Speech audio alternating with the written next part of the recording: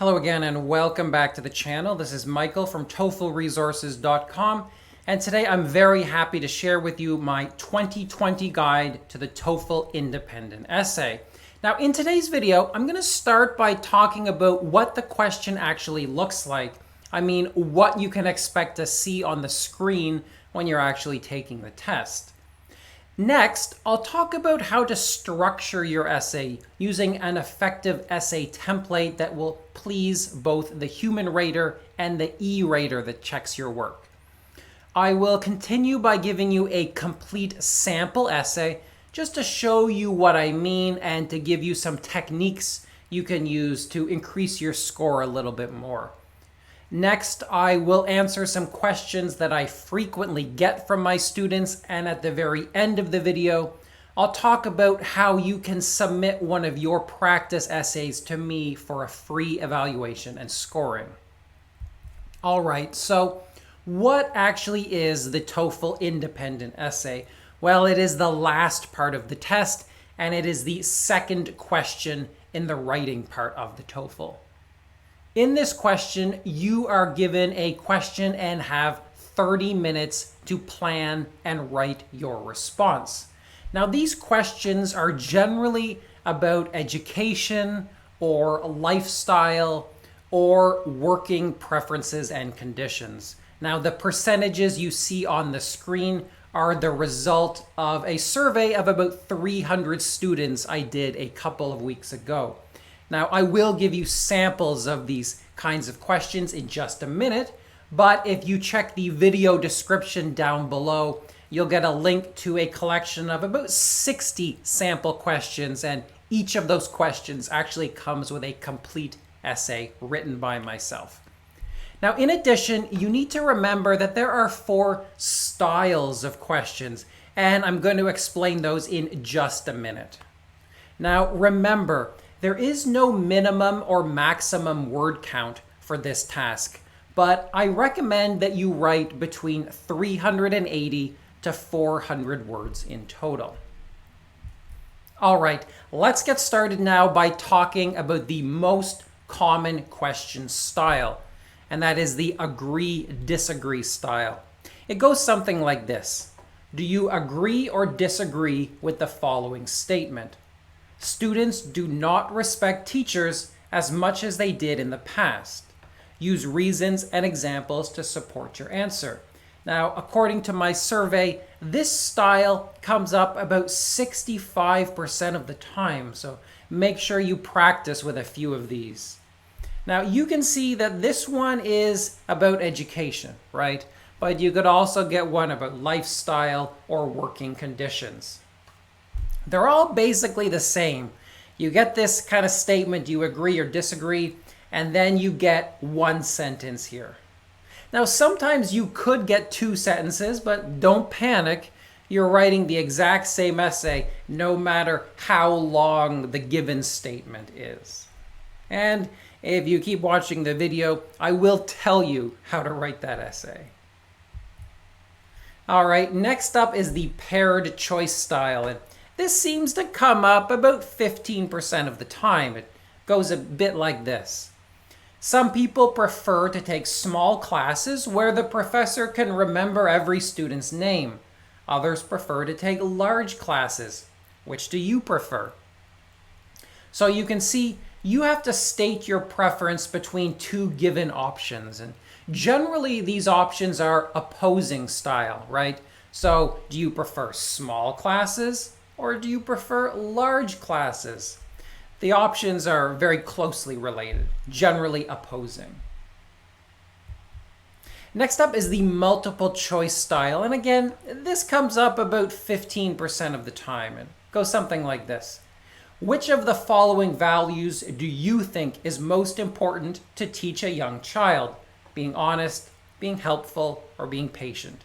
And then you get the same ending. Generally, they always say use reasons and examples to support your answer. Now, here you have to choose between 3 options.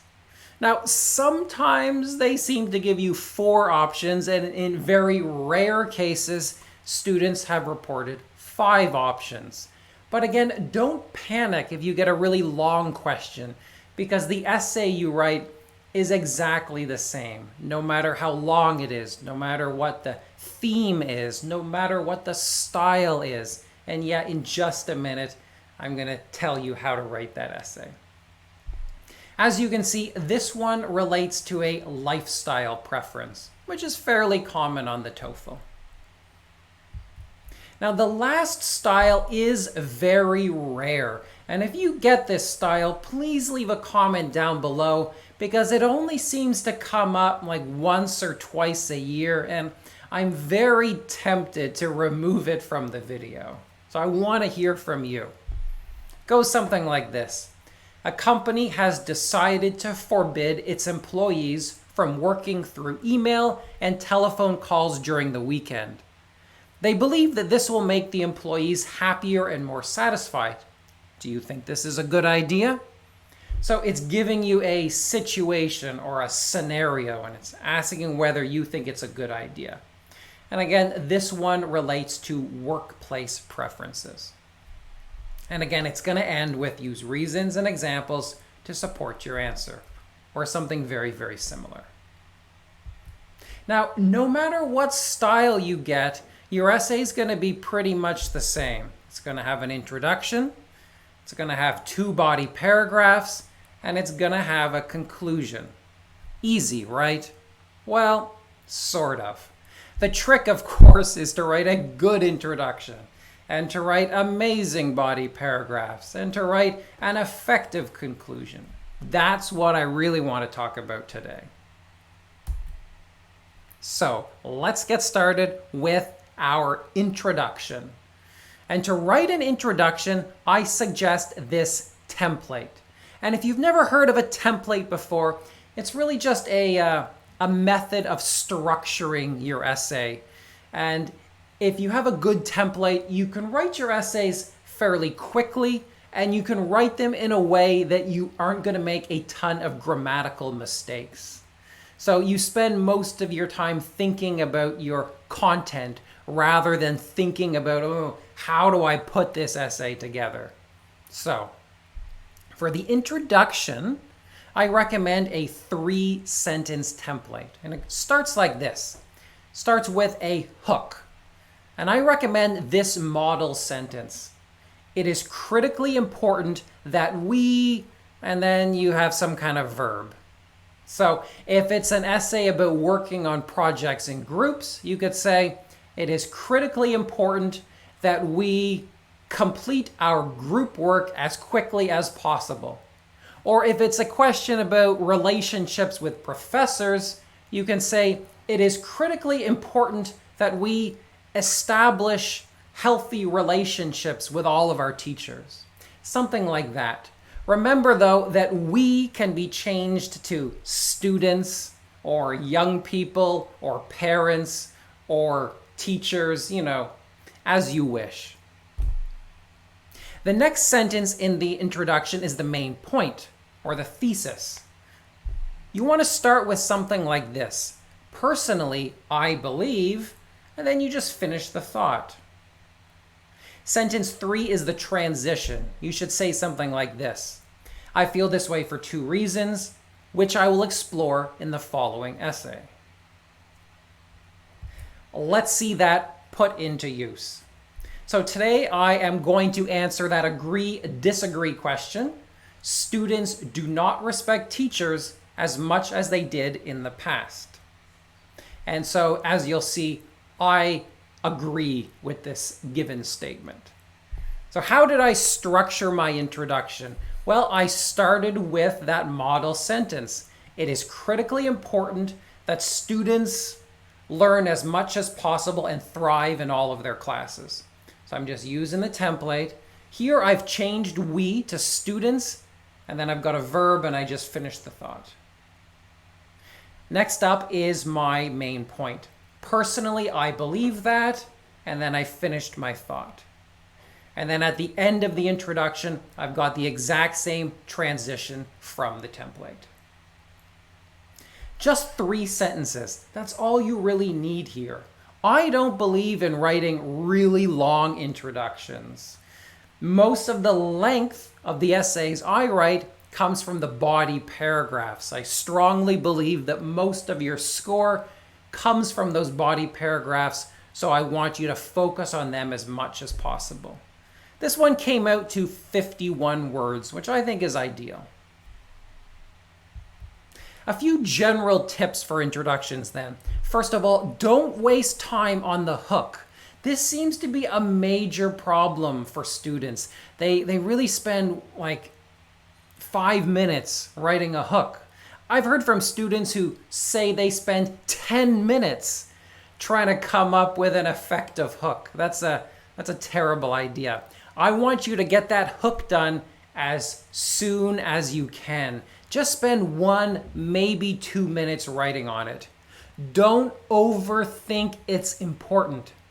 That one sentence is not any more important than any other sentence in your essay, so don't waste time on it. Secondly, don't copy and paste from the question prompt. You need to paraphrase that. I don't want to see you just copying a big chunk of the question into your introduction or anywhere else in your essay for that matter. You're being judged on your ability to use the English language, not on your ability to copy and paste from the question prompt. Lastly, feel free to totally forget about the opposite argument. You are supporting your argument here, so you don't need to begin your essay with something like, some people believe that students respect teachers just as much as in the past, but I think that, no. You don't need to worry about the opposite argument. Focus mostly on your argument. All right, so that's the introduction out of the way. Let's talk about the next paragraph, which is the first body paragraph. And again, I've got a basic template you can use when you write it. First up, you're going to write a topic sentence, something like to begin with, and then again, finish your thought.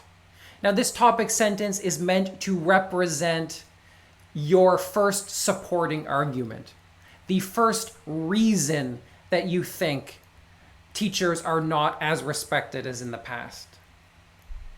Next, give me 2 sentences which explain what you mean. State a few facts, elaborate on your argument a little bit more. In sentence 4, I want to see a transition, and you can just use this one right from the template. My personal experience is a compelling illustration of this. And then from sentence 5 to the end of the body paragraph, give me a personal example from your life that illustrates your argument. That's how you write a body paragraph. Now here is a complete body paragraph based on that template. I will not read it all for you, but you can pause the video if you really want to check it out. Or of course, I'll put a link in the video description where you can see this whole thing all on a nice website. But I'll just draw your attention to a few techniques I've used here. First of all, the underlined parts just represent the template, right? So you can memorize those and use them. Now, in blue, I've done a few things here that I want to draw your attention to. Here I've said children could only acquire new skills. Now, this is a paraphrase of learn. Now, you'll see that I use the word learn quite a lot in this essay, right? And so here I've tried to avoid repeating that word by using acquire new skills. One thing you need to do to get a high score is to use a wide range of vocabulary. And I don't mean using really challenging, difficult, obscure words. I merely mean that you should use a variety of words. And even if they're fairly easy, like acquire or new or skills, they're still going to score well if it's a nice range of words. Next up, I've used a coordinating conjunction, so. Now, I don't want to turn this into a grammar lesson, but one thing you need to do is you need to use a mix of simple and compound sentences. And the way you create compound sentences is by using coordinating conjunctions. And if you have no idea what I'm talking about, you better look it up because it's important.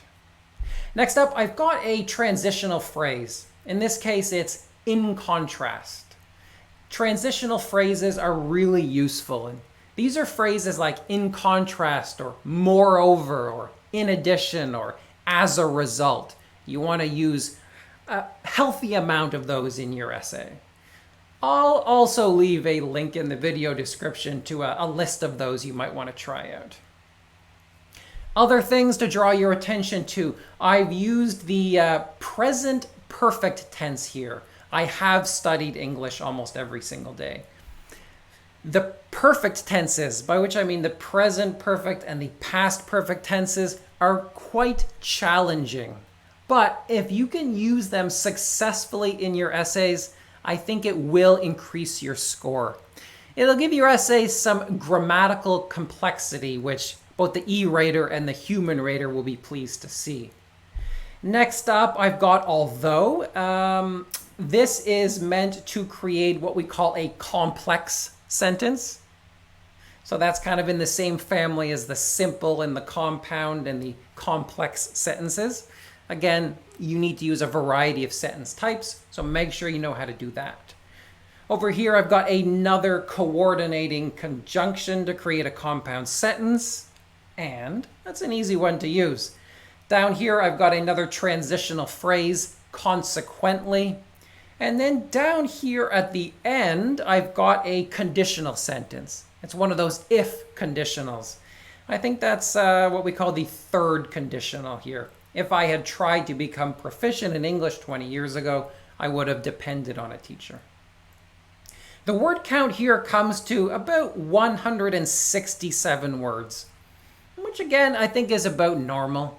We're going for a total of about 400 words, and most of your essay is the body. So you're looking for about 150, 160, 170 words for each body paragraph. Let's move along very quickly to the second body paragraph. You've got a template that's a little bit different, but it's basically the same. Start out with the topic sentence. Begin it with a different phrase than the first one. Here I suggest furthermore. And then explain it a little bit. And then give me a transition. Here I've got for instance as my transition. And then give me a personal example to the end of the essay. Again, you can check this one out. Again, pause the video if you really want to read it, but I'll just draw your attention to a few things I've done here. I've got the template, which is underlined. Here I've used a contraction, don't. I just made this in blue to let you know that contractions, in my opinion, are fine. Some teachers will tell you don't use contractions, but I think it's totally fine to use a few. Don't go crazy, but yeah, you can put in 1 or 2 or 3 into your essays. I've got another conditional sentence, another if conditional. I've got another coordinating conjunction to create a compound sentence. I've got another present perfect sentence. I've got in addition as a transitional phrase. And down here, I've got what I call a summing up sentence. This one goes like this. Based on this experience, I strongly feel that young people do not respect educators like they did in the past. So the summing up sentence comes after the example, and it sort of either repeats the thesis of the essay or it repeats the topic sentence of the paragraph. These are optional. I haven't put it in my template because I don't feel it's urgent and I don't feel it's necessary, but it's something you can do if you want to make your paragraphs a little bit longer. Now here, I've used the word educators instead of teachers. Now I admit, using the word educators sounds a little bit clunky. It's a little bit awkward, but I think it's okay because I used the word teacher a ton in this paragraph. So here I've paraphrased it as educator. I've done that to emphasize that you really want to avoid repeating words too often in your essays. Now, the word count here is about 143 words. It's a little bit shorter than the first body paragraph. All right, so key grammar that you might want to study as you're preparing for this TOEFL. Simple, compound, complex sentences. You need to know what these are, and you need to know how to create them. Now, most of your sentences will be simple sentences. I think that's normal in writing. And then complex sentences, students tend to use those pretty naturally. It's hard to avoid using them in essays. But actually, the compound sentence is something you want to spend a little bit of time learning, because if you're not conscious of it, you might write an entire essay without any compound sentences, and that'll be a problem.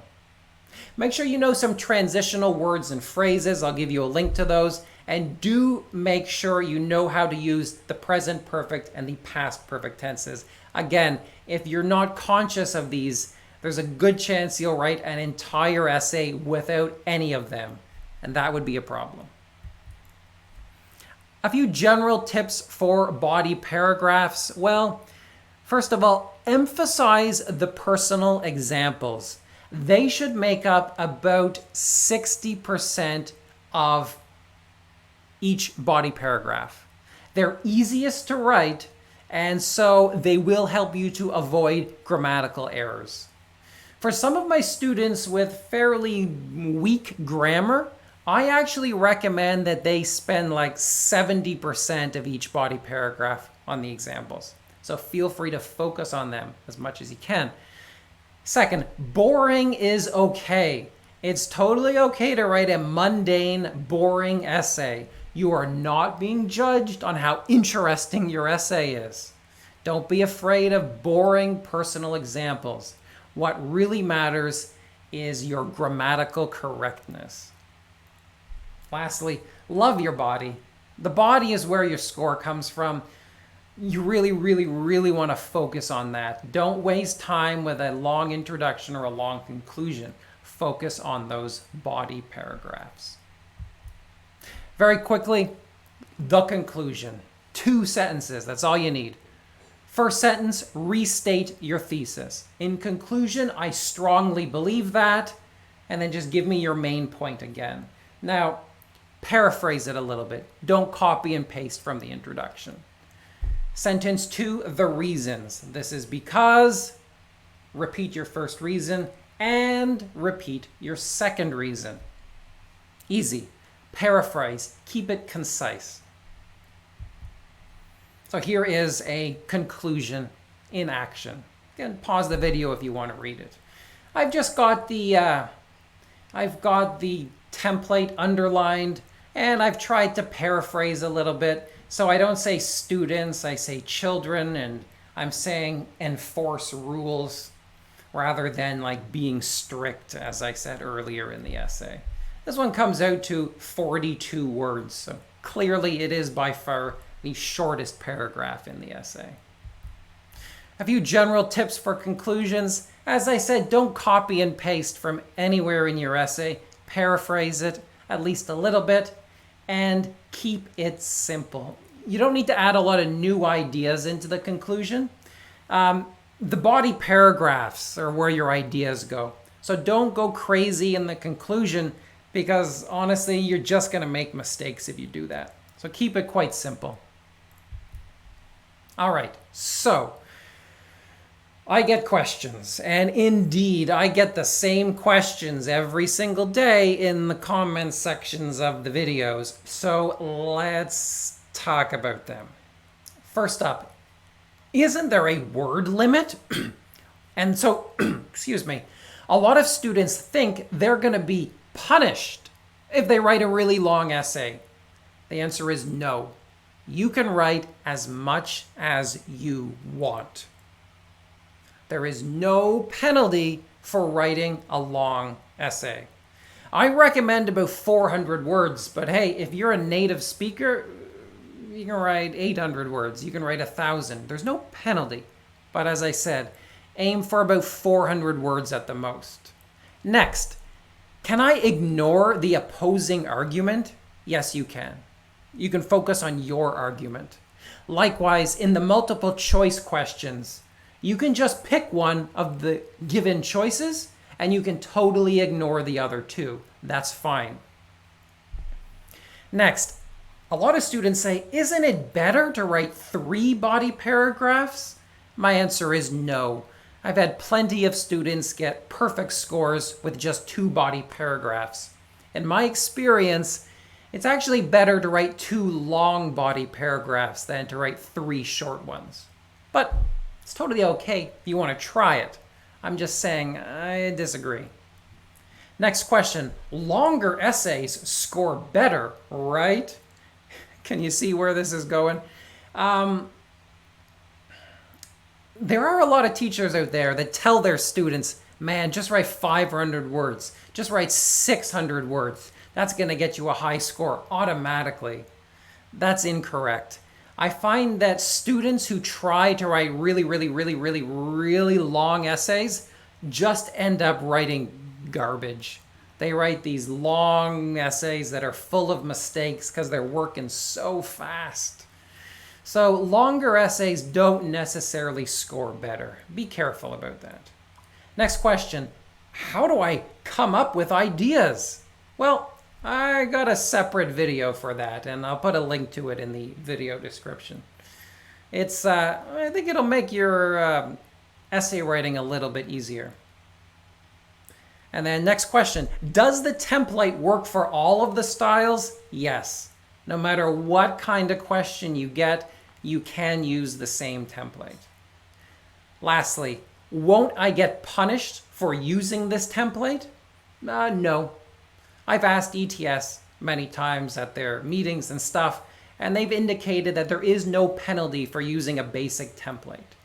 So don't worry about that. All right, for essay evaluations. If you want to get your practice essay scored by me, just visit me online at TOEFLresources.com where you can sign up. If you do that, I will check your practice essay line by line. I will fix all of your mistakes. I will give you comments about what you've done right and what you've done wrong, and I will estimate how it would score, and then I'll send it right back to you in 48 hours. In addition, once a week, I promise I will pick an essay from the comments on this video and I will grade it just like that. So pick a good question, leave your essay. Please like and subscribe to do me a favor, and hopefully I will pick your essay. And that's all I have to say about the independent writing task on the TOEFL, but make sure to check me out online at TOEFLresources.com. And you can find me on Facebook and Twitter and Instagram just by searching for TOEFL Resources. All right, I'm going to leave it at that, but if you have any questions or comments or strange stories from the test center, please leave them down below. I will respond to as many as possible, and I certainly will read all of them. Take care till next time, guys. I will see you later.